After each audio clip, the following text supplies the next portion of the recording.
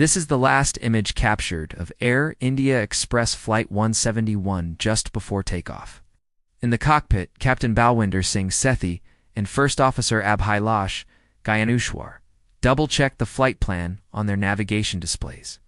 With them is a cabin crew of 6 who prepare for the long-haul flight to London. All 8 are fit, focused, and ready to fly. Their plane, a 787-8, is in perfect condition. It passed a thorough pre-flight check, and its recent maintenance records show no anomalies. This is a routine flight. Everything is good. At 4:22 a.m. local time, boarding concludes, and the crew prepares for takeoff clearance. They run through the safety drills, they confirm their cargo, and they start the engines. They test the thrust reversers, spoilers, and flaps. They run through emergency procedures. They check the weather. They look at their alternates. They confirm the departure, star and arrival airports, and they double-check the weight and balance.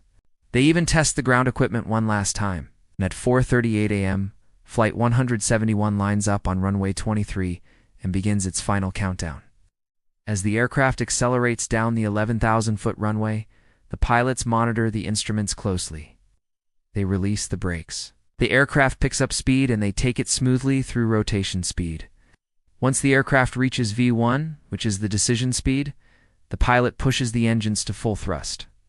And they hear the sound they love to hear, the sound of jet engines spooling up, ready to fly. Flight 171 is airborne. The crew acknowledges their departure from ATC, and they turn the aircraft away from the airport. The jet climbs steadily through 200 feet, 400 feet, 600 feet, and then 1,000 feet. It's doing everything right. And when the aircraft is at 3,000 feet in just 33 seconds after takeoff, contact is lost. No distress call is made. No transmissions are sent. The aircraft disappears from secondary radar. Its transponder goes off, as if someone has switched it off manually. Flight 171 is gone. What happened next is tragic and surreal. The jet explodes into pieces and crashes into the city. Debris falls like rain over a span of 2 kilometers. Homes and buildings are destroyed. People on the ground are burned alive. 4 floors of an under-construction hospital collapse. Hundreds of people are injured. Out of the 241 people on board the aircraft, only 1 survives. On the morning of June, the world wakes up to horror. News channels broadcast the tragedy. Social media erupts in shock. Videos and pictures fill our feed. Survivors describe the tragedy to news anchors. The entire country mourns the loss of 240 lives. The government announces an investigation. Families demand answers. As the dust settles, experts begin to piece together what happened. The first step is to find the black boxes. The underwater locator beacon is detected at the site of the crash, and divers begin the search. Within 48 hours, the black boxes are located and retrieved. Soon, the investigators get to work analyzing the data. What they find is shocking. The data tells a story of a completely normal takeoff, followed by an abrupt end. The data recorder shows that after the airplane reached 3,000 feet, it began to lose altitude rapidly. In less than a minute, the plane dropped from 3,000 feet to 1,000 feet. The descent was so fast that the data recorder stopped recording at 999 feet. The FDR also recorded a very high descent rate of around 6,000 feet per minute, indicating a steep dive. The FDR also recorded the following parameters. The airplane was in the left bank at 14 degrees. Indicators showed a value of 2.6 Gs or ground speed, indicating the aircraft was moving at 2.6 times the speed of sound. The vertical speed was 2,334 knots, or 4,324 kilometers per hour. The total airspeed was 635 knots, or 1,176 kilometers per hour. The outside temperature was 16 degrees Celsius. The indicated airspeed was 363 knots, or 672 kilometers per hour. The pressure altitude was 8,800 feet. The barometric altitude was 9,000 feet, and the indicated altitude was 1,000 feet. The data suggests that the pilots tried to pull back power on both engines, but they did not manage to do so. The FDR also recorded that both engines flamed out. But how could this happen? The 787 is one of the safest and most reliable planes ever built. It has a great safety record. There have never been any fatal accidents involving the 787 before this. So, how did this plane come crashing down just 33 seconds after takeoff? The investigators examine the wreckage and gather valuable insights. The tail section of the airplane is found mostly intact, suggesting that the vertical stabilizer and rudder assembly remained intact up to the impact with the ground. Additionally, both engine fan cases were found, indicating that they separated from the main engines during the accident sequence. These findings suggest that the engines did not fail due to bird strike or mechanical failure. As days go by, more details emerge. Investigators learn about the survivor.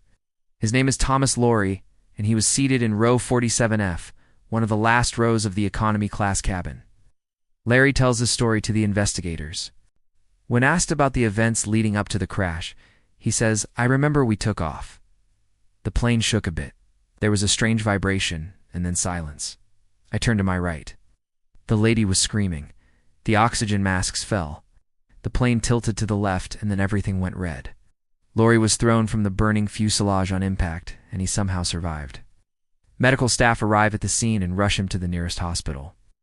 Laurie was in a coma for several days, but he eventually regained consciousness. As soon as he was well enough, investigators rushed to his bedside, but Laurie was unable to recall many details of the incident. He was confused, traumatized, and in pain. But he did tell the investigators that he felt the plane suddenly drop before everything went black. Now, there are some discrepancies between Laurie's statement and the flight data recorder. While Laurie claims to have seen the oxygen masks deploy, the FDR does not record a depressurization event. While Laurie believes the plane was on fire, the FDR does not record a fire. So what exactly happened? Did Laurie see the oxygen masks deploy, or was he hallucinating from fear? Did the plane catch fire, or was Laurie seeing flames on the ground below him? The investigators don't know. And unfortunately, they don't have many other leads.